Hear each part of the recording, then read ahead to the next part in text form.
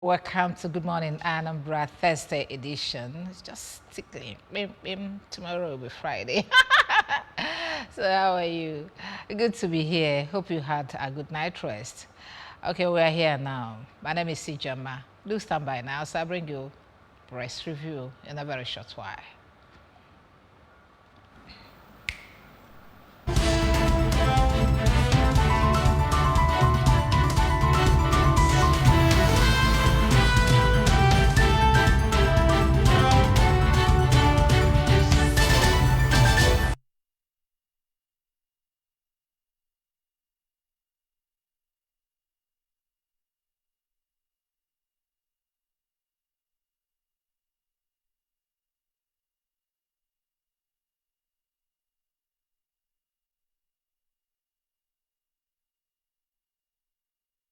Welcome again. Joining me this morning to look at what the papers are saying is Apostle John Paul Ilodoba.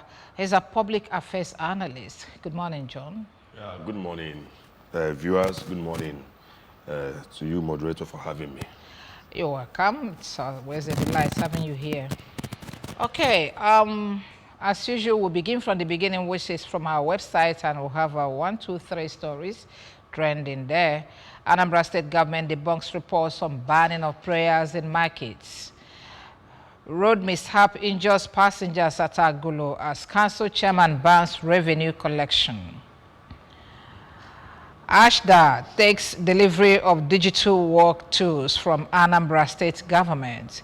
These are many more of the stories you'll find from our website this morning at www.absradiotvorcad.com. Welcome again. Yeah, Apostle John Paul. I don't know. It started trending that there's a problem in the markets, and by extension, that the government has banned prayers, which, of course, we know it's not true. But I don't understand why people want to, go on with some of this sensational news. Well, Nigeria will always be Nigeria, and Nigerians are known for. In fact, there's something I read on social media this morning that you will always be happy in Nigeria if you have data on your phone, because you will see it at the comfort of your home, and then you write whatever you want and you post it. And Nigerians, they don't like verifying news before they believe it. Whatever they see, whatever they hear, they believe already. So, but having said that, the state government has come out openly to debunk this and said, no, it is not the fact. It is not true. We didn't ban prayers in the market, But for me, I will even suggest to government, for me, my opinion, that prayers, should, or these the markets has days of, making their prayers, and those days should be maintained. If you get into a Coca, for example, this morning, if you get into that garage, you will see more than 10 preachers in that place, and marketplace is already a noisy place already, and then you see 10 preachers already. One will mount his own speaker here, the other one will mount the other one there. If more than 10 at a particular spot, and then you begin to wonder what is happening. Some are preaching, some are praying, some are preaching, some are collecting offering. Oh my! So the noise is. So you need to get there and see what is happening. So if I am to even suggest to government, I will say, please, this noise making in the market should be regulated. Okay. All right. Yesterday also we saw what happened at Ekulobia Road, where they said that that some revenue collectors were after a bus driver, which led to a very serious accident that most of the passengers sustained injuries. And now, based on that, the council chairman has banned revenue collection. And then we'll start wondering, it's not just there. We had another story that came from Onitsha, where a young man was killed by same, that's what we heard from the social media, by same revenue collectors, that they asked him to bring 800 naira, and he said he doesn't have it, that he just came out. And then they used rod, hit him at the back of the head, and the guy died. Same yesterday, and a whole lot of things coming out. How do we curtail the excesses of these revenue collectors? Yeah, His Excellency, the Executive Governor of Anambra State, Professor Charles Chukwuma, Soludo means well for Ndi Anambra. And Ndi Anambra must also mean well for themselves, okay? But there's something I keep saying. The governor, you know, trying to remove touts from the streets, you know, further clothed them, shielded them. These people that are, you know, called tax collectors must go for training. The government must, you know, invest in them, you know, organize workshop for them to train them on how to, you know, collect these revenues from people. You don't just bring the same tout you want to chase away from the streets. You still give them clothes they wear. Just like, you know, just like what happened. You are talking about the one that happened in the club and the Onitsha. Even here in Oka, there's one group that is, you know, catching people that are wrong, that park wrongly, you know. And then a few days ago, I met them. No, not Total Brigade. They wear, don't know, but not Total Brigade. When you once you park wrongly, they will catch you, and then they won't even take you to their office. They will extort money from you right there, and you begin to bargain with them 20,000, 15,000. There was a man that paid 25,000 in my presence. Even before the man accepted to pay, they've already strangled the man. And people gathered there and we're telling them what is happening. Allow the man to even breathe, okay? Allow him to negotiate with you, because we already know that it will end in negotiation. Allow the man to negotiate. So what I'm trying to say, government needs to organize workshop or training for these people. I keep asking, are these guys from Anambra State? Of course, most of them are from Anambra. No. I don't think so, because that's the way we live here. We live clean life here. But killing people at will or using, you know, instruments on people anyhow. It's not a blue rod. What was your aim? Knowing fully well how many hits in Mother Ban on your gather. But let me tell you, let's not make it look like people were imported to do this. Okay? I don't understand. Because those people I was even telling you that was dragging a man, you know, just Zik Avenue here, that was dragging a man. I know them too well. They are from Oka. They are Oka indigenous. They're not even from anywhere in Oka. They are from Oka. They are Oka indigenous. So what I'm trying to say that whether they're from Anambra or not, as long as government, you know, has employed them or contracted them to collect revenues on their behalf, they must be subjected to certain trainings, workshops, to help them know what they are going in the field to do. Okay, we don't just gather people and send them to the field. No, let's look at it this way. I don't know, but this is what I think is the situation, whereby a collection of these revenues have been contracted out to perhaps individuals or companies. So it's not necessarily the government that is recruiting the people, but the companies or individuals that these jobs were contracted to. You understand? They now mobilize men that will do the job for them. Because what they say that is government, most of these people, government do not know who they are. But it still boils down to government. Or how they operate. But whatever they do now, the government takes the blame. Yeah, but because it is government that contracted it out. So government should call the company that or the individuals that this contract were awarded to, call them to a table. Okay? Let us discuss the way and manner you people are operating. It's not, you know, civil at all. It's bringing bad names to the government. Yes. And you know, if from here to here, amend it. But if you can't, the contract should be terminated. Okay. All right. Ashta takes delivery of digital work tools from Anambra State government is the last the story we'll have coming from our website this morning. So you may want to talk about that before we continue. Well,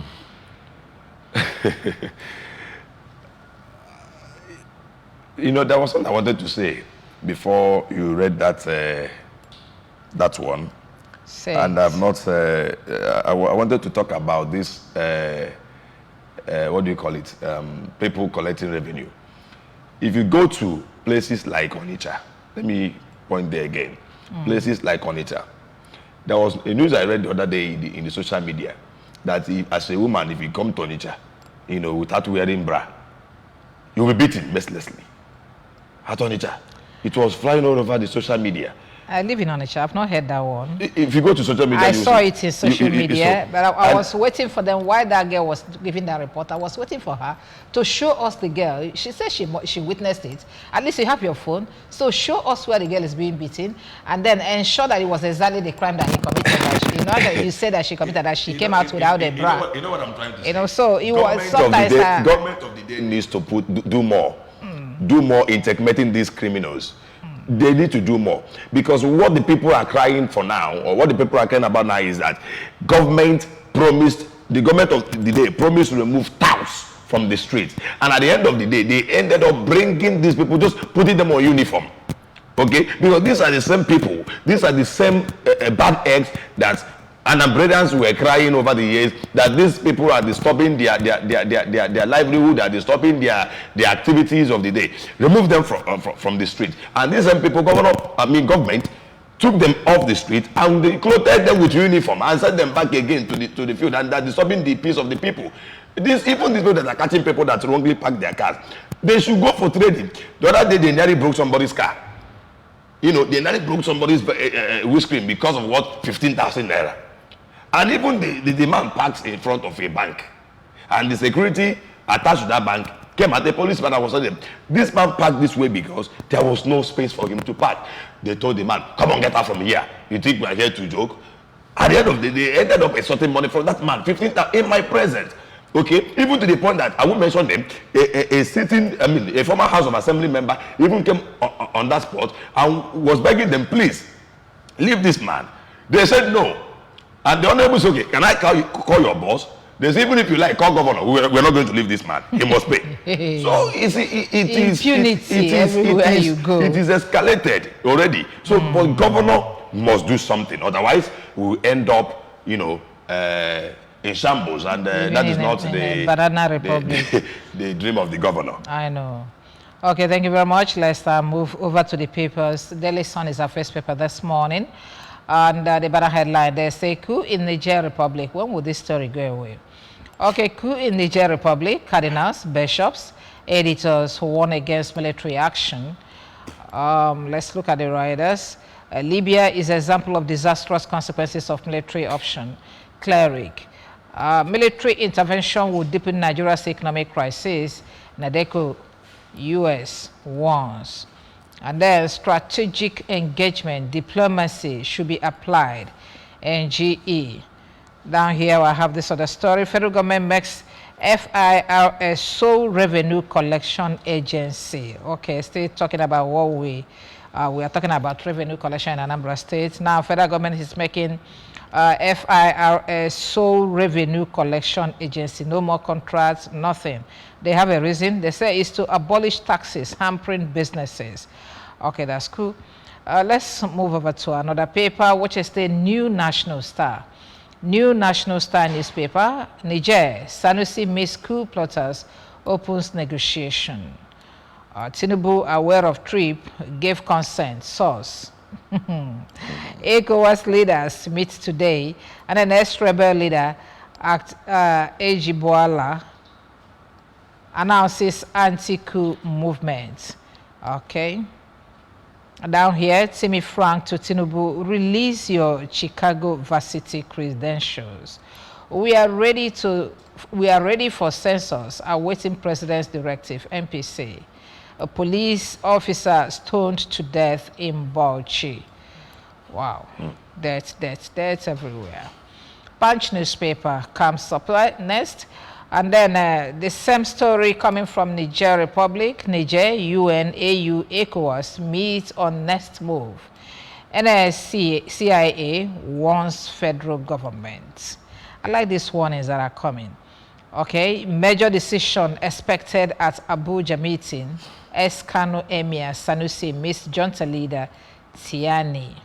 Nigerian rebels vow to restore deposed president. Coup leaders accused France of fueling crisis. Let me take it again. Okay, Nigerian rebels vow to restore deposed president. Coup leaders accused France of fueling crisis. This is what I've been expecting since. Okay, Are there no people or no group in Niger challenging the coup plotters? Now we have seen it. Federal government to spend 341 billion naira on judgment debts. What does that mean? Okay, let's say that's all we are taking from here. And see Daily Independent. Further naira devaluation seen new exchanges for 917 naira per dollar. Maybe they say the target is 1,000. Sure, it's not going to pass 1,000. Federal government may be forced to review FX liberalization policy. Analyst is saying this. Supreme Islamic Council opposes sanctions, military action in Niger. This is still coming from Daily Independent. Southern Mid-Belt leaders asked Tinubu to address crisis peacefully. Sanusi meets Niger Republic's military junta in Niamey. Former CBN governor, Muslim clerics meet Tinubu and then promise to intervene in embattled Niger Republic. Okay, let's look at the stories that we have seen so far, though it does appear all of them are saying the same thing. Let's look at what's going on in Niger. And especially what I told you, I just noticed, because all the while I've been asking, how can a president be deposed like that and nobody is talking for him, nobody is fighting, apart from the external voices that are coming? What about, does it mean it doesn't even have cliques inside Niger Republic? And now we have seen one trying to challenge these people that are going to restore the post-president. Of course, yesterday we saw something in the social media, which I have not seen it in anywhere, that he has been made to sign his resignation letter, and then saw where he was being led out of that place. But I don't think that story was true. It's unfounded. Okay. Let me say this. You know, this is the first time I'm having the opportunity to talk on Niger coup or whatever. You know, in as much as I don't support, I condemn in totality military regime. In fact, the world is, civilized to a point that, no country should be talking about military government, in their country anymore. But then, let's look at, the reasons or the motions behind all these things. Okay, in Africa, we get leaders that are naturally wicked at heart. In Africa, we say we are practicing democracy in Africa, whereas we are not. What we are practicing is just civilian rule. We don't practice democracy. What necessitated a military takeover in Niger? Bad governance. Bad governance. And it's just in Niger. It's not just in Niger. It has happened in Burkina Faso. It has happened in other Mali. Even ECOWAS came out and issued a warning. We are going to do this. They issued several sanctions. Up to today, Mali case is still there. It has not been resolved. The military regime is still there. Okay. If you go to Burkina Faso, it is still there. Listen, ECOWAS don't have. You know one funny thing about this whole thing, that even the members of ECOWAS that are giving these sanctions against Niger military command or whatever, most of members of that ECOWAS were people that have overstayed, their tenure in office. Most of them. So as long as the ECOWAS committee, I'm telling you, as long as you keep on in Nigeria today. Okay, let's hold it there and look at the visit of Sanusi to the military junta. And then there is on record that he went there, and now we have seen that they said that president is aware that he's going. Yeah. And when he came back, he went to tell him exactly, details of how he went. So let's look at that. Can't you see maybe they're trying to soft pedal? Yes, Nigeria is the giant of Africa, as we were made to believe. We are giant of Africa, and financially, military-wise, otherwise, Nigeria is still on top of the, the game. Sanusi is a well-respected individual, who has served, in several capacities, even here in Nigeria and, in other ECOWAS this. But him going there, according to him, president is aware that he went there. And, the president of Nigeria is the chairman of ECOWAS. So he must be trying to use his own instrumental his own everything, you know, around him to resolve the issue in Niger. But let's look at this. But how come they allowed him in? Some of the delegates that came yesterday We're not allowed. We're not allowed. Okay, because we're not allowed. Is it a brotherhood? Maybe. Let's believe it because Nigeria, Niger, brother. But let me say this: President Tinubu. If I say this, now people begin to attack me. He lacks the moral conscience to even send a delegation there. I'm telling you, let's be sincere to ourselves. The process that brought you to office as a president is still being challenged. The process that brought you in as president of the country is still being challenged. He has no moral justification to even present himself before other members of the ECOWAS community to say, hey, we are sending delegation, restore back democratically elected president. Were you democratically elected? The people you are, what is the process that brought you in to office? That process is still being challenged in the court. It is being challenged, and not just in the court. If you see public opinion today, you will find out that majority of Nigerians are against this man. Okay? But let's hope the case is in court. Let's not preempt the court. Okay. Still on the Niger queue. Today, the ECOWAS are meeting again. Of course, by yesterday, was it 2 days ago? Or the ultimatum that they were given expired, and the boys are still held this way. They will continue now to meet. They are meeting today. What do you think is going to be the outcome of the meeting? Nothing, as usual. They met when it happened in Mali. Nothing happened. They gave sanctions. Nothing happened. They met when it happened in Burkina Faso. Nothing happened. So, but if there's any magic they are going to perform this time around, let's see. But to me, I don't believe anything is going to happen because we've seen it. We've seen them give sanction when it happened in Mali. We've seen them give sanction when it's happened in, it didn't happen. So this time around, I still believe it's not going to have any effect. Okay, what is going to happen? And let me say this: they are ready to use force. You can't use force on these people. It is dialogue. When you use force, you will further endanger the lives of the citizens of Niger. Okay. It is the Nigerians, the masses, that will still die when you use force. It is them that will still suffer the loss. Okay, they are in war and love. Let's just use, a dialogue. The ECOWAS committee should use dialogue. Okay, convince this man that military takeover is not the way to go in this, dispensation. No, where I am, if I'm part of the delegates, I think where I will concentrate will be. Okay, now that you feel this guy is not doing it well, that you need a change. Okay, how long is it going to take us to have another, democratically elected president? I think that's where we should focus. I'm not trying to use force on I don't think they took power to stay for long, to usurp. Okay, let's do it. Okay, that man is gone. How do we do it? Give us your timetable. When are you going to hand over power to? It happened in Nigeria. Yes. Okay, and a whole lot of places. So this is what they'll be looking into, and not just trying to challenge these boys that don't even know. Where, even though they matter. Okay. Okay, let's move on. Let's look at another story because all the papers are saying the same thing. Let's look at this devaluation of Naira. 917 Naira per dollar. Where are we going with this? We are heading to anarchy. The poor, the president once said, allow the poor to breathe. But him as the president is further strangling the poor. The poor is dying under his watch. The very first day you came to power, you announced subsidy removal. And it is okay. Every enlightened individual will support removal of subsidy. But what are the measures put in place to checkmate the hardship and the difficulties that removal of subsidy is further going to throw on the people? You didn't put any on ground and you just announced subsidy removal.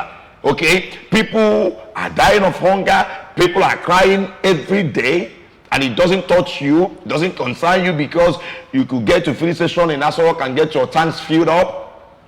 Okay, now the Naira is dead already. The Naira is dead. Nine something, it is dead already. And the president is not doing anything about it. I think before now we heard about the agreements between the president and the World Bank and IMF to devalue Naira and then remove oil subsidy. and then put up stringent measures that will make the economy to grow again. By yesterday, they were telling us that our economy has improved because of the removal of fuel subsidy, that the economy have improved by 2%. So, and now perhaps by devaluation of Naira, whereby we are not breathing again, we are all dead, and they are after, the economy, improvement of the economy, not about the people. Let me say this. You know, the government of APC over the last 8 years and now is full of lies. They can come out and say, I don't know whether they think that Nigerians are gullible. I don't know. They come out on air to say anything that concerns them. But let me say this way. Nothing will strengthen Naira other than productivity. One presidential candidate kept saying this thing during the electionary campaign. He said, you must move to productivity. From consumption. Yes, Nigeria consumes a lot other than production. And no nation survives. And no, I'm telling you, okay, look at it now. A government that tells you that they are going to, strengthen Naira, increase the number of ministries we have, ministerial ministers rather, to 48, if I'm not mistaken. That means they're going to create new ministries. Yes, to 48. Okay. And these ministers are going to have to that paid. I'm telling you. I'm telling you. In fact, so just because of governance alone, the duty of the Minister of State. State. I don't know. And for the thing, sometimes Minister of Niger Delta Affairs and NDDC, what is their function? You further duplicate. Where do they draw the line? You further duplicate jobs. A ministry of what do you call it again? Interior, okay, interior overseas for prisons, immigration and other stuff. But let me tell you, there are ministries, there are departments and agents of government that just do exactly what the other does. Duplication. So we can't continue that way and expect to have Naira strength. Different results. You can't. Okay, let's Naira is dying by the day. The productivity level in this country is nearly to zero. We don't produce anything. We don't do anything. Even companies that manufacture or companies that produce something in this country, government itself, by their policy, is even killing those companies. Look at industry. Have you ever heard that government patronizing them? Is patronize them? That federal government patronize them, or even gave them support? You can't hear that. So let's see what happens. Okay, let's see what happens as we look at the remaining papers we have for you today. This day newspaper, diplomacy back to table as Sanusi meets Niger coup leader Tinubu, and then the riders stay. ECOWAS, I think you have seen all these stories. Okay, let's move on. And then the Daily Times newspaper, why Nigeria's agro products are rejected abroad. Okay, I see the hot. And NAS will be fair to agitators for creation of new states. What did he say? NAS will be fair to agitators for creation of new states. Okay. And then that's coming from Daily Times. Let's look at the Guardian newspaper, please. I don't know who is agitating for creation of new states. There's been that. The agitation has been there. It has been there. I don't think there's any other region in this country that's agitating for that. I think that's another region in the north that is asking for. That must be crazy. Let me say this. Southeastern. Okay, but before you go on, let's just roll them out and then we'll continue. The Guardian newspaper, please. Long road to peace as ECOWAS coup leaders maintain positions. Is the banner headline there. Do we have any other story of interest coming from that place? Why extension of UTME result validity impracticable by Oloyede? I won't chop my mouth. Okay, we're going to look at that. We're coming. Okay, let's Tribune is the next paper now. Tribune newspaper, Nigerian Tribune, as ECOWAS leaders meet today over Niger. The Southern Middle Belt leaders, Catholic bishops, Islamic clerics, NGE warn against military action. We've seen that story. Customs, 62 MDAs may stop revenue collection.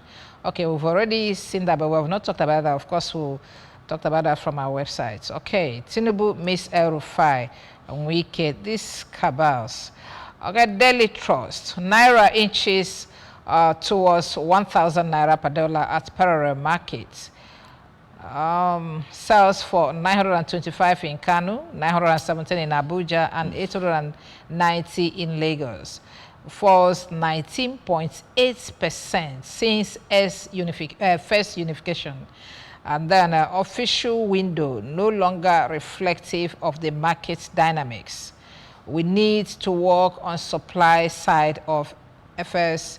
CBN is saying this. Okay, I think that's all we'll have. Sanusi Miss Niger military leaders briefs Tinubu. Okay, that's all we'll have. Yeah, you wanted to say something? Yeah, I wanted to comment on people or region that is agitating for more states. More states. Any other region in this country agitating for more states other than Southeast is just being crazy. You know why? Southeast has already been changed in the scheme of work in this country for a long time. Southeasterners are being marginalized, and we continue to cry for that. Okay, just recently, the Constitution allowed Mr. President to appoint 36, ministers from the 36 states of the Federation. And, it now fell on him at his own prerogative to appoint, extra if he wants, which he did. He gave Southwest extra 3, which made their own slot about 8. 10 now. Because Southwest has 6 states, if I'm not mistaken. Okay, exactly. They already have 9. 8. Okay. Before, and then he appointed extra. They have 7. They appointed extra. I think Southwest total is about 10 ministers. Okay. Then other region has extra 2. Apart from Southeast, there is none coming for Southeast. Apart from the one the Constitution says must compulsory come from them. So are you surprised? And you keep making the Southeasterners believe that they are not part of this country. And when they shout, when they cry, you say they are shouting. If they cry, you say they are crying. If they stand up, you say they are standing up. Why not make them feel If they say belong? they want to go, you ask them why. You still say, why do you want to go? If they say, let us stay, say you still refuse. You will stay at the fence. I don't get it. It's crazy. I don't get it. It's okay. This country is, I don't know. Okay, now, Southeast has already been subchanged already when you talk about number of states. We have 5 states. Other region has 7, 6, 7, and we have only just 5. When they want to give you extra one, now you guys will start struggling which state gets one or the other. Kano State alone. Kano State alone has 44 local government, if I'm not mistaken. Okay, let's continue. We don't have enough time. Okay. Let's look at this other last story before we go. Why extension of UTME result validity impracticable by Oloyede. Okay, yeah, I think they were saying what they were saying here, because I read that story somewhere, that since you can use your WAEC for a lifetime, why don't you at least use your JAM for at least 1 or 2 or 3 years? Okay, because you find out that some students who do very well in JAM and then will not get the necessary papers they need in WAEC, and they won't be able to enter university. And by next year, he rewrites the exam, he won't be able to get the score, perhaps he has got it, that kind of a thing. So since these two go hand in hand, why don't you, the way we use WAEC for life, perhaps use JAM, or at least give it 2-3 years, okay? If you have a good score and you don't have your WAEC in order, you can, you repeat your WAEC and still use the JAM you write last year. Well, it's a good suggestion, but it is still embedded on the JAM body to decide that, because maybe there are other factors you have to look at, which the body, will be in the better position to discuss. There are other factors. You talk about this particular exam you've written. Were you the one that wrote it? Just like what happened in the last, a certain girl coming out openly to say that you got the highest score. At the end of the day, it happened that she actually manipulated the whole result, and then, but I came alive again when I discovered that it was only Anambra that actually got the highest score. You understand? You, okay, even I want to Igbo. Anambra, whatever. So I was very happy to. I don't know. To you know, I was elated when I heard no, but only Igbo, but then Nkam and Kai, you got to go. So I was very happy to. You guys will stop. I think it was trying to say that WAEC is a certificate examination, okay, where you are certified that you have stayed 6 years in school. Yes. Or you can just wake up from any angle and write JAMB. So it's not, that this is, we can't give you, I mean, we can't give the same value to that of WAEC, that you spend 6 years just like somebody, when you spend 4 years in school, in the university, you awarded your degree, to show that you've attended school for a period of 4 years and you did well. But a JAMB is what qualifies you to even enter the school in the first place. So I think JAMB will still need to, there's somebody will still need to sit down and look at it and see a way they can improve. Okay. Thank you very much. I think we are done for the day. I'd like to thank you, Apostle John Paul Ilodoba, for coming today. Yeah, thank you for having me. It's always a pleasure to be here. Thank you. Thank you. And this is why we're doing the curtain on the press review today. If you like what you watched, join us tomorrow morning for another edition. My name is Tijama. God bless you.